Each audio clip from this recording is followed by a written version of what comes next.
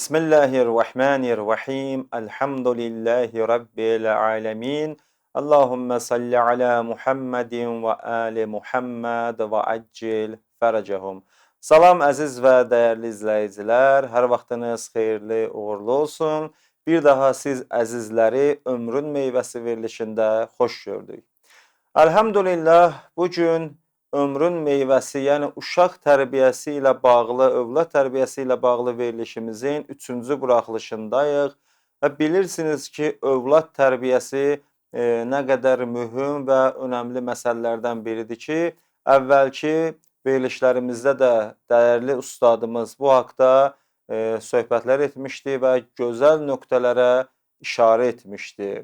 Bugün də Allahın izni ilə hörmətli qonağımız bu barədə gözəl söhbətlər edəcək. Yəni, övlad tərbiyəsi haqqında yaşadığımız mühitin, yaşadığımız, belə deyək də, məntəqə olsun, məkan olsun və ən əsas da yaşayışımızın övladların tərbiyəsində nə kimi müsbət və ya mənfi təsirləri var. İnşallah bu haqda dəyərli ustadımız söhbətlər edəcək. Həzrəti Peyğəmbər salavatullah buyurur ki, "Lə təzribu ətfələkum alə bukaihim." Övladlarınızı ağlamaqlarına görə vurmayın. Yəni, övladı hər ağlayanda gedib vurmaq olmaz. Ümumiyyətcə, o uşaqdır, məlum məsələdir ki, uşaq nə isə istəyəndə, ya bir şeyi istəyəndə, ya bir şey onu narahat eləyəndə ağlayır. Yəni, fikrini bir növ bununla çatdırır. Yəni, valideyn övladlarını ağlamaqlarına görə vurmamalıdır. Onun üçün fitrəti budur. Bu cür xəlq olunubdur, istəyini, tələbini bununla çatdırır. Ona görə də valideyn, övlad bacardığı qədər valideynlər öz övladlarının bir növ belə deyək də dilini bilməlidir, nə istəyir onu bilməlidir və ona uyğun övladı ilə rəftar etməlidir. Nəinki vuraraq öz əsəbini uşağın üstünə tökməli və onu da psixoloji sarsıntıya salmamalıdır. Allah ant verir İzzət-i Cəlalına xatir bizləri də övladlarımızı düzgün tərbiyə etməyə müvəffəq etsin inşallah. Bəli, dəyərli izləyicilər, verilişimizin eksperti, ilahiyyatçı, övlad tərbiyəsi üzrə araşdırmacı cənab Rüfət Həbiboğludur. Salam ustad, hər vaxtınız xeyir olsun, xoş gördük sizi. Aleykümselam, biz də sizə xoş gördük. Çox sağ olasın, Allah razı olsun ustad. Bir daha təşəkkürümüzü, səmimi qəlbdən minnətdarlığımızı bildiririk ki, dəyərli vaxtınızı ayıraraq gəlirsiniz, bu gözəl və mühüm mövzulara toxunaraq bizləri və dəyərli izləyicilərimizi maarifləndirirsiniz. Allah sizdən razı olsun. Ustad, ötən verilişimizdə övlad haqqında, övladın tərbiyəsi haqqında danışdınız və həqiqətən də lazım olan nöqtələrə işarə etdiniz əvvəl olduğu kimi. Bugün də istəyərdik ki, yaşadığımız mühitin, yaşayış belə deyək də, fərq eləmir, hətta evlərin belə hər cəhətdən bunların necə deyirlər, övladın tərbiyəsində nə kimi təsirləri var? Müsbət və mənfi. Yəni, bunlar bizim övladlarımızı tərbiyə etməyə təsir edirlər ya yox? Bismillahirrahmanirrahim və bihi nəstəin. Biz balaca bir müqəddimə ilə başlayaq. Bəli, buyurun. Əgər bizim izləyicilərin yadındadırsa, biz əvvəldə qeyd etmişdik ki, hər bir məsələdə baxış bucağı çox əhəmiyyətli təsirə malikdir. Bəli. Bizim övlad tərbiyəsində də demək olar ki, əksər hissəsi çox faiz baxış bucağından asılıdır. Bəzi amillər var ki, onlar bizim övladımızın tərbiyəsinə təsir edir, biz istəsək də, istəməsək də. Bizim bu amillər haqqında, bu maneələr haqqında düzgün baxış bucağımız olmalıdır. Misal üçün sizin qeyd etdiyiniz kimi yaşam tərzi. Mənim bugünkü müasir insanın bugünkü yaşam tərzi doğrudanmı mənim övladımın tərbiyəsinə təsir edir, yoxsa təsir etmir? Bəzi valideynlər ola bilsin fikirləşirlər ki, yox, təsir etmir. Bəzi valideynlər düşünürlər ki, yox, təsir edir. Hər ikisi ayrı-ayrı baxış bucağıdır. Biz bugünkü verilişimizdə bu haqda danışıb təhlil edəcək ki, bəli, yaşam tərzi biz istəsək də, istəməsək də övladımızın tərbiyəsinə təsir edir. Misal üçün, siz də qeyd etdiniz, bugün əksər insanlar bina evlərində yaşayır. Bina evinin özünə xas bir xüsusiyyəti var. Misal üçün, darısqaldır. Mən normal insanın yaşaya biləcəyi binadan, o kvadratdan danışıram da, hər kəs gedib böyük bir otaqlı ev ala bilmir ki. Normal, yəni mötədil. Bina evinin özünün xüsusiyyəti var. Darısqaldır, ev darısqaldır. Ev ya kvadrat metri balacadır, otaqlar azdır. Ya da ki biz özümüz evi doldurmuşuq. Mebellə, müxtəlif əşyalarla. Bu bir məsələ. Başqa bir məsələ bundan ibarətdir ki, bina evində tək mən deyiləm. Misal üçün 10 mərtəbəli, 9 mərtəbəli bina evində təqribən 18 dənə ailə yaşayır. Mənim üstümdə qonşu var, aşağıda qonşu var. Biz veriliş əsnasında danışacağıq ki, bu və bu kimi məsələlər bizim övladımızın tərbiyəsinə təsir edir və bizim gərək bu haqda düzgün baxış bucağımız olsun. Məsələn, uşağın adəti oynamaqdır. Bizim dini mətnlərdə buyurulur ki, 7 yaşına qədər uşaq oynamalıdır.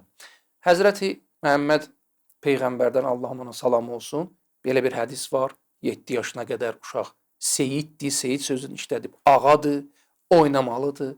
Həzrəti Əli əleyhissalamdan Allahın ona salamı olsun.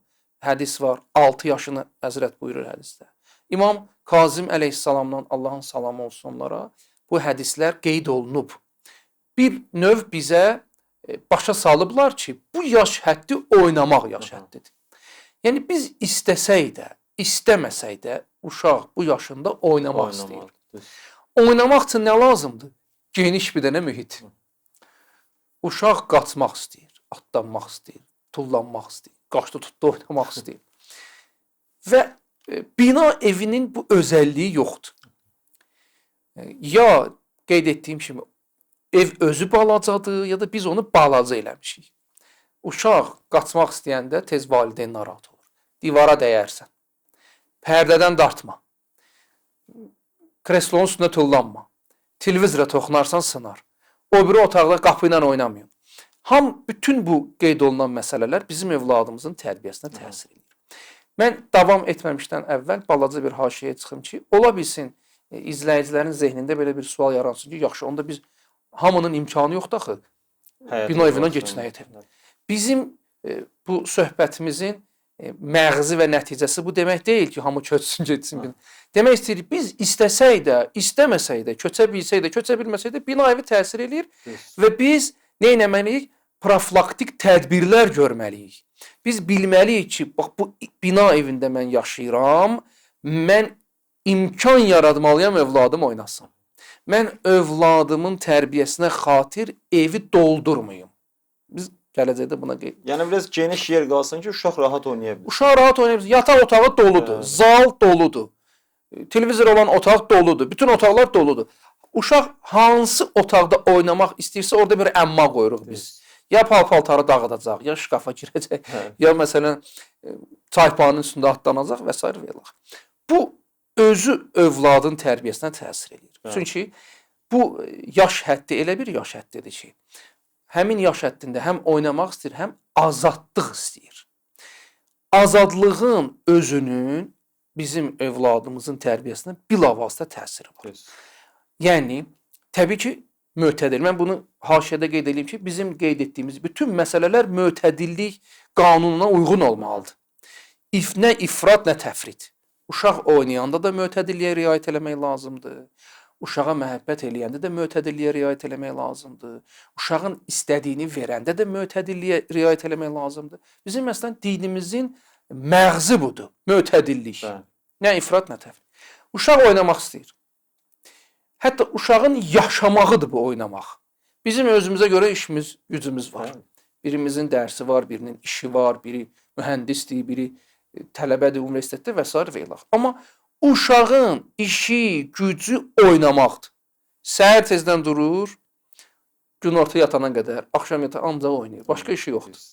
Və biz bunu dərk eləməliyik ki, mənim uşağımın bu 7 il, birinci 7 il çərçivəsində olan övladımın xüsusiyyəti budur. Bu özü bir dənə insanşünaslıqdır. Bu özü bir baxış bucağıdır.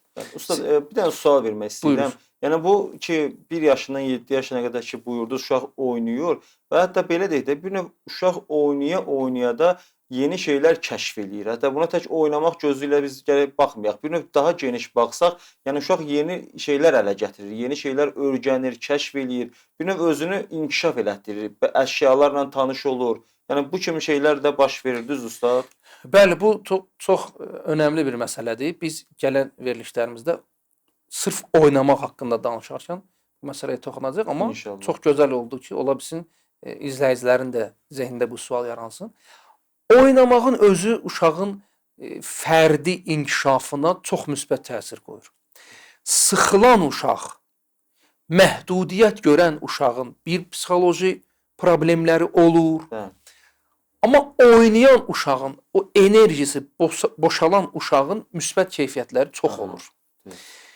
Uşaq oynadıqca, məsələn, bəzən biz çox narahat oluruq ki, atdandı, atdanmasın, qaçmasın.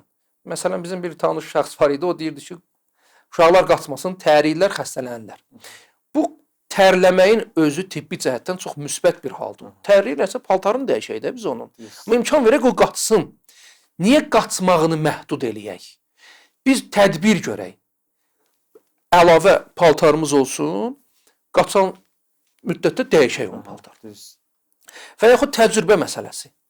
Əgər bizim övladımız, biz böyümüşük, böyük yaşa çatmışıq, yəni fiziki cəhətdən də.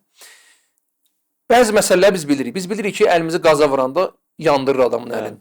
Amma biz hardan öyrənmişik bunu? Təcrübə ilə. Biz illərlə bu məsələni görmüşük, təcrübə eləmişik, amma övladımız bilmir. Təcrübə yığmalıdır. Biz icazə verməliyik ki, övladımız evdə, yaxud evdən kənarda oynayan zaman, yenə də qeyd edirəm, mötədilliyə riayət eləmək şərti ilə, onun təcrübəsi artır. Bu özü bir baxış bucağıdır. Bəli. Məsələn, bu gün adətdir. Sakit uşağı hamı çox istəyir. Filankəsin uşağı deyir, mən 7 ildən danışıram, amma bu oynamaq yaşından. 3-7 illik. Bəli, bu oynamaq yaşından danışırıq biz. Yəni, bu belə bir şübhə yaranmasın ki, onda uşağın 15 yaşı var, sakit uşaqdır, o yəni, yox. Biz balaca uşaqlardan hələ ki danışırıq. Çünki mövzumuz oynamaqdan ora gəldi. Uşaq oynama, hətta İmam Kazim əleyhissalamdan Allahın salamı olsun Əhl-i Beytə, Həzrət buyurur ki, hədisin məzmunu belədir ki, uşaq atlanmalıdır, düşməlidir və sağlam uşaq elə də olmalıdır. Uşağın işi atlanıb düşmək olmalıdır. Bugün sakit uşaq, biz məhdudiyyətlər qoyuruq, bizim məhdudiyyətimizdən qorxan uşaq sakit uşağa çevrilir. Baxın, dedim mən çevrilir, çevrilir, olur pasiv uşaq. Elə uşağı hamı bəyənir. Filankəsin məsələn qızı görsən, çox sakitdir, bəh-bəh, nə yaxşı uşaqdır. Amma bəzən bu passivlik əlamətidir. Uşaq və yaxud maraq, bəzi uşaqlarda maraq həddindən artıq çox olur. Hər şey maraq edirlər. Nə üçün Əhl-i Beyt əleyhissalamdan bəzi bu şəxsi məsələlərdə bizə qeyd ediblər ki, uşaq nə bada bəzi məsələləri görsün. Bunun bir mənası budur ki, uşaqlarda maraq var. Düşünmə ki, uşaqda maraq yoxdur, mən nə istəyirəm eləyim. Və yaxud mən elədiyimi götürməyəcək, kopyalamayacaq. Uşaq oynamalıdır, sizin qeyd etdiyiniz kimi təcrübə yığır bununla və bu da onun öz fərdi inkişafına, belə deyək, sosiallaşmasına çox müsbət təsir edir. Elə bilməyək ki, biz nə qədər məhdud eləsək uşağı bir o qədər yaxşıdır. Xeyr, azadlıq verilməlidir uşağa, qanunla, tərbiyə qanunlarına əsasən deyəcəyik və bu vaxtda danışırdıq ki, evdə elə bir şərait yaradılmalıdır ki, uşaq oynaya bilsin. Biz demirik ki, pəncərəni sındırsın, getsin mətbəxdə nə var, hamısını töksün yeri, yox. Rasional, əqli nöqteyi nəzərdən baxdıqda görək ki, bəli, bu uşaq oynaya bilir bu evdə.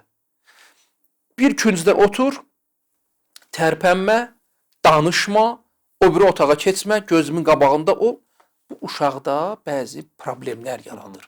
Onlardan biri sözə qulaq asmamaqdır. Aqressivlikdir. Yenə deyirəm ki, çox xırdalığına biz gələcəyik. Qədim evlər, bəzi kəndlərdə də ola bilsin, rayonlarda bu qalıb. Həyət evləri var idi, onlara deyərlər həyət evi. Həyəti var idi, deyirlər həyət evi. Məsələn, mənim yadımdadır, bizim ölənlərimizə Allah rəhmət eləsin. Mənim babam Allah rəhmət. həyət evimiz var idi bizim. Biz bütün uşaqlar o həyətdə bir müddət orada böyümüşük biz. Amma biz gələndə bina evinə, öz şəhərimizə gələndə bina evinə çox problemlər üzə çıxırdı orada. Həyət evində, geniş yerdə, geniş mühitdə uşağın enerjisi boşalır. Uşaq fiziki cəhətdən balacadır, amma onun enerjisi çoxdur. İnsan böyüdükcə, yaşı artdıqca onun zatında və daxilində olan o enerji azalmağa başlayır. Ona görə də insan dünyasını dəyişir də, vəfat edir. Bu enerjinin ən çox bir miqdarı uşaq vaxtıdır. Daha çox olur yəni. Daha çox olur. Belə də bəlkə demək olar ki, atom bombasıdır. Bu uşağın enerjisi çıxmalıdır. Bu gündəki müasir, modern bizim əsrimizdə bütün valideynlərin başı qarışıqdır. Bu uşağın enerjisi çıxmır. Bir tərəfdən də ev balacadır. Bəzi şeylərlə biz evi doldurmuşuq. Lazımsız. Bəzi şeylər var ki, onlar lazımlıdır. Bəzi şeylər var ki, onlar olmasa həyat getmir qabağa. Bəzi şeylər var ki, onlar olmasa da həyat qabağa gedir. Sözün qısası, biz bilək ki, bu baxış bucağına sahib olaq ki, bina evi mənim övladımın tərbiyəsinə təsir qoyur. Mən nə edeyim? Sual, cavab. Mən bina evində qalıramsa da, çalışım övladımın azad şəkildə oynamağı üçün şərait yaradım.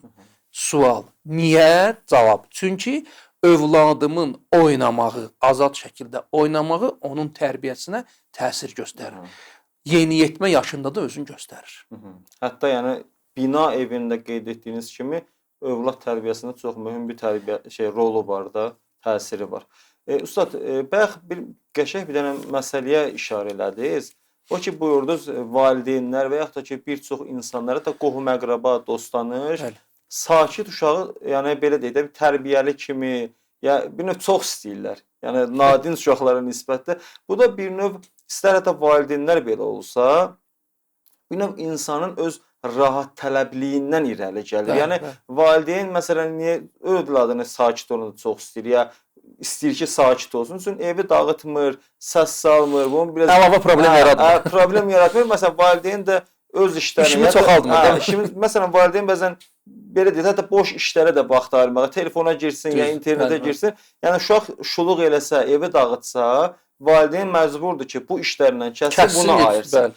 Bu da valideyn, hətta bəzən uşağı qonaq aparanda da bir yerə, bəzi fikir vermişik də, elə insanlar var ki, o uşaqlar ki, sakit, yəni bir yerə qoysun, orada da qalır saatlarla, tərpənmir. Deyirlər, bu uşaq yaxşı uşaqdır, yəni çox istəyirlər. Halbuki o çox istəməyinin səbəbi ona görədir ki, bunun evini dağıtmır, bunun evində nəyisə qırıb dağıtmır, ona görə. Amma əslində buyurduğunuz kimi bu uşağın müşküllərindən qabağa gəlir ki, yəni bu uşaqda problem ola bilər sabah gələcəkdə. Biz demirik ki, indi bütün kimin sakit uşağı varsa onun problemi var. Əsla biz bu sözü demirik, bu sözü deyə də bilmərik, səlahiyyətimiz də buna çatmır.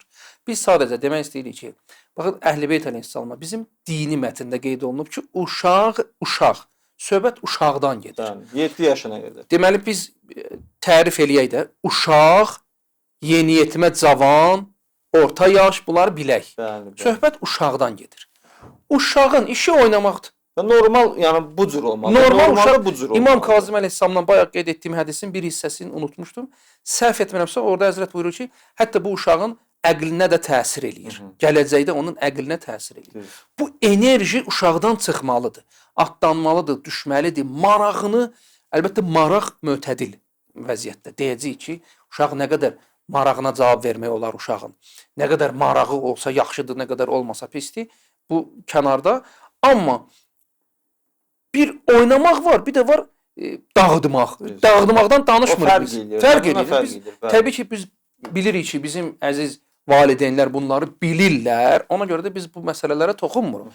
Uşaq, yeniyetmə, cavan, orta yaşlı, böyük şəxs oynamaq bir şeydir, dağıtmaq bir şeydir. Söhbət dağıtmaqdan getmir.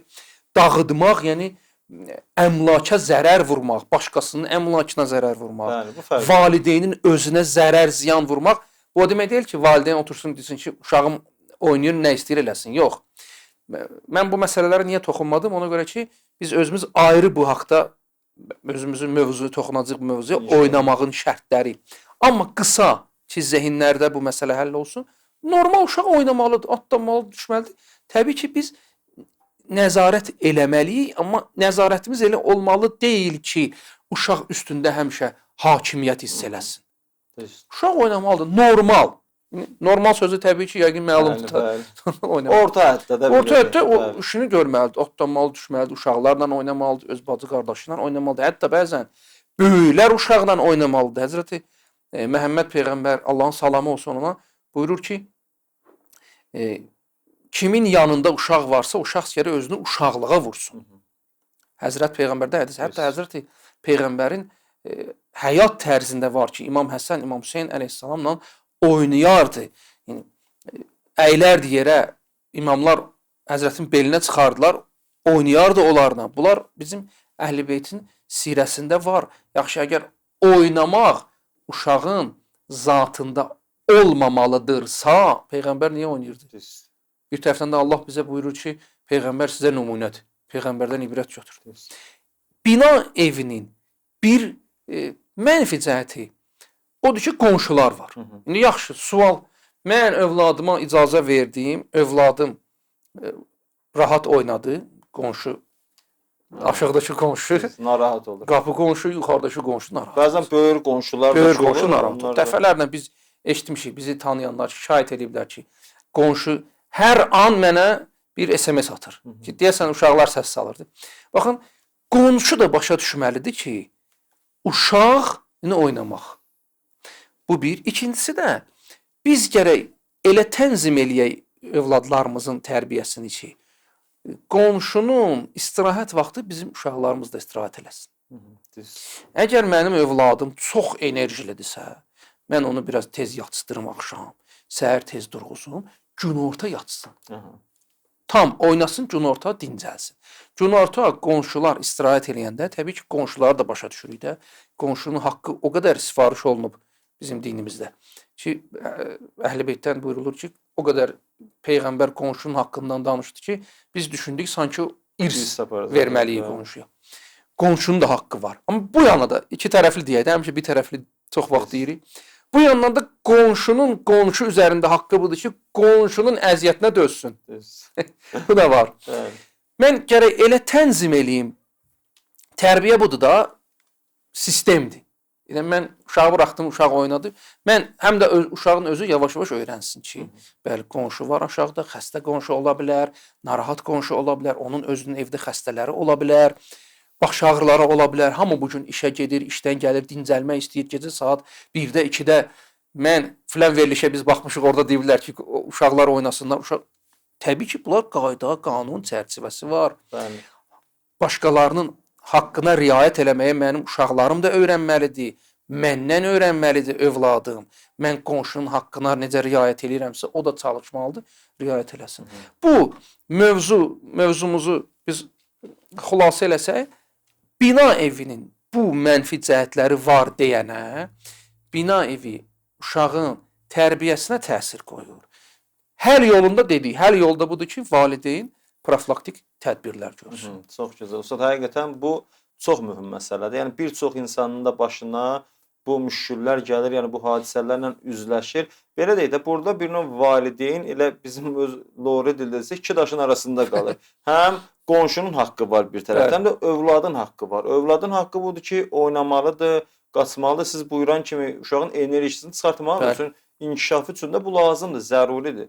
Bir tərəfdən də qonşunun haqqı var. Uşağı tam sərbəst buraxanda da sonra qonşuya da müşkül olur. Qonşu ilə bəzən söz söhbətə çarə yoxdur, bina evi budur, çarə yoxdur. Ona görə valideyn burada gərək siz buyuran kimi orta həddi gözləyə ki, həm qonşunun haqqı zay olmasın, həm də övladın haqqı aradan çıxmasın. Valideynin fərasətindən asılıdır. O görə ki, valideyn orada orta həddi həqiqətən qorumalıdır. Amma bir məsələ də var ki, bəzən bayaq siz də gözəl qeyd etdiniz ki, bu məsələdə də bəzi valideynlər təbii ki, ifrat eləyirlər. Yəni, belə deyək də, konkret olaraq uşağı sərbəst buraxırlar. Baxmır ki, məsələn, qonşu narahat oldu, olmadı ya birinin evinə qonaq gedəndə uşaq çıxır, evi dağıdır da, evi yaman günə qoyur, valideyn səsini çıxartmır. Yəni, bu da olmaz. Orta həddə Ev yəsi də o öz abrını qoruyur, söz deyir. Utandığından bir söz demir. Qalır belə. Ona görə də gözəl buyurdunuz. Həqiqətən də gərək valideyn hər evində də olsa, başqasının evinə qonaq da getsə, orta həddi qorumalıdır. Bilirsiniz, o bizim öz fərasətimizdən asılıdır. Uşağın başını qatmaq olar. Amma siz bayaq gözəl qeyd etdiniz ki, bəzən bəzi valideynlər o uşağın başını qatmağın özü bir enerji istəyir. Bəli. Mən hansısa bir işimi atıb onu eləməliyəm axı. Bəli, bəli. Mən özümü zəhmətə salmamaq üçün bu işi eləmirəm. Uşaqla mən oynasam, uşağın başını mən qatsam, uşağın oynama proqramı mənim əlimdə olsa, təbii ki, bu qeyd etdiyimiz müşküllər çıxmaz ortaya. Düz. Amma mənim özümün, öz zehnimdə, öz baxış bucağımda daha önəmli, tərbiyədən daha önəmli dırnaqarası işlərim var deyənə, mən uşağı buraxıram başlı başına. Uşaqdakı uşaqdır. Uşaq bilmir qonşunun başı ağrıyır nə deməkdir. Uşaq anlamır ki, qaçmamaq niyə qaçmır? Məsələn, biz də bina evindəyik. Mən qızıma deyəndə ki, aşağıda qaçma. Biraz yavaş ol, həmişə soruşur niyə? Gərək biz elə bir tədbir tökək, elə bir profilaktik tədbir tökək, elə bir fərasətdən istifadə eləyək ki, bunları bilək. Səhər uşaq durur, mən bugün mənim proqramım nədir? Necə mən uşağın başını qatım? Çünki artıq məktəbə gedəndən sonra o qədər yüklənəcək ki, o enerji heç qalmır oynamağa. Amma o həddə, o 7 yaşına qədər mən valideyn kimi gərək elə iş görüm ki, bu oynamaqdan irəli gələn mənfi təsirlər olmasın. Düzdür, çox gözəl. Həqiqətən gözəl buyurur ustad. Həm də ustad belə deyək də, biz indi mövzumuz uşaq haqqındadır. Bəli. Amma təəssüflər olsun ki, biz bəzən böyüklərdən bu yanlışlıqları, səhv hərəkətləri görürük ki, heç böyük özü, uşaq qalsın bir kənara, özü qonşunun haqqına riayət eləmir. Bəzən gecə vaxtı 12-dir, 1-dir paltar yuyanı qoşur.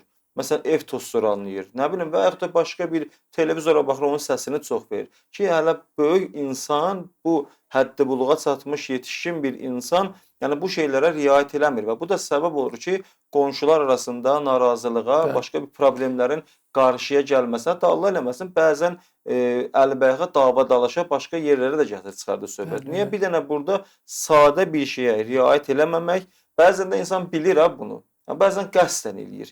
Elə bir acığa düşür, yəni nəyə düşür, qəsdən bu işi eləyir, bu da gətirir başqa bir müşküllərin qabağa gəlməsinə səbəb olur. Uşaqlar da bizdən öyrənir də. Bəli, bizim elədiyimiz, davrandığımız kimi uşaqlar da bizdən kopyalayır, onu təkrar eləyir. Balaca, kiçik yaşında olan uşaq təhlil eləmə qabiliyyəti hələ onda inkişaf etməyib deyənə, o hər nəyi gördü, götürür. Düz. Pisi də götürür, təkrar eləyir. Xüsusilə əgər valideyn gülsə, məsələn, siz hiss eləmişsiniz də, uşaq bir işi eləyəndə, valideyn gülməklə reaksiya verəndə, uşaq bir də o işi eləyir. Uşaq bilmir, o iş pisdir, yoxsa yaxşıdır. Sadəcə valideynin gülməyi onda bir növ həyəcan yaradır, o yenə də o işi eləyir. Mən əgər bu mötədilliyi qoruya bilməsəm, həm elə bir iş görməliyəm ki, uşağım rahat oynaya bilsin, həm də elə bir iş görməliyəm ki, qonşu narahat olmasın. Üçüncüsü də, qonşu da bilməlidir ki, bu uşaqdır. Ola bilər ki, uşağın enerjisi çoxdur, ata, ana hər bir işi eləyir, amma uşağı belə dedi, əhəlləşdirə bilmir, sakitləşdirə bilmir. Mən qonşu olaraq başa düşməliyəm, uşaqdır. Mənim öz başıma gəlib. Məsələn, uşaqlar qaçırdılar, tez qonşudan SMS gəlir ki, indi istirahət vaxtıdır. İstirahət vaxtı uşaq anlamır da bunu. Gərək biz bilməliyik ki, bizim bu baxış bucağı niyə görə qeyd etdim? Biz bilməliyik ki, bir binada biz yaşayırıq. İnsanlar bir-biri ilə bacı qardaşdılar. Biz bir-birimizi başa düşməliyik. Bu gün filan kəsin evində balaca uşaq var. Səs gələ bilər, ağlama səsi gələ bilər. O uşaq gecə yuxudan durub ağlaya bilər. Mən gərək onu dərk eləyim. O da gərək məni dərk eləsin. Bu qarşılıqlı anlaşma olmalıdır ki, biz bina evində rahat həyat tərzini davam edə bilək. Əgər bəzi insanlar var ki, onlar ümumiyyətlə bina evində yaşaya bilmir. O deyir ki, bütün qonşular mən deyənlə otursun, dursun. Belə adamlar mütləq çıxmalıdır müharibədən. Mən deyən vaxt hamı yatmalıdır, mən deyən vaxt bu mümkün deyil bu. Biz insan sosial varlıqdır, ictimai varlıqdır. Başqa insanlarla bir yerdə yaşamaq istəyir. Və bunun özünün qayda-qanunu var. Hamının haqqı var. Necə qonşunun haqqı var, uşağın da haqqı var. Oynamaq uşağın haqqıdır mənim üzərimdə. Yenə də deyirəm, bu üç məsələni biz diqqət eləməliyik. Elə eləməliyəm ki, həm uşağım oynaya bilsin, həm uşağım qonşunun haqqına girməsin, həm də qonşu anlasın ki, uşaq olan ev belə olmalıdır da. Düz. Həqiqətən düz. Vaxtımızda da bir dəqiqə qalıbdı. Elə əgər sözünüz tamam olsa, sözümüz budur ki, biz valideyn olaraq bilək ki, bina evinin özünün mənfi təsirləri var və çalışaq bunun qarşısını alaq. İnşallah. Allah razı olsun. Allah sizi salamat eləsin. Həqiqətən də yəni belə deyək də bir növ cəmiyyətimizin və cəmiyyətlərin daha doğrusu ürəyində olan problemləri, belə deyək də olan müşkülləri açdınız, dediniz, gözəl şəkildə də bəyan etdiniz, cəmaata, millətimizə çatdırdınız. Allah sizi salamat eləsin. Bir daha sizə dərin təşəkkürümüzü bildiririk ki, dəyərli vaxtınızı ayırıb gəlirsiniz.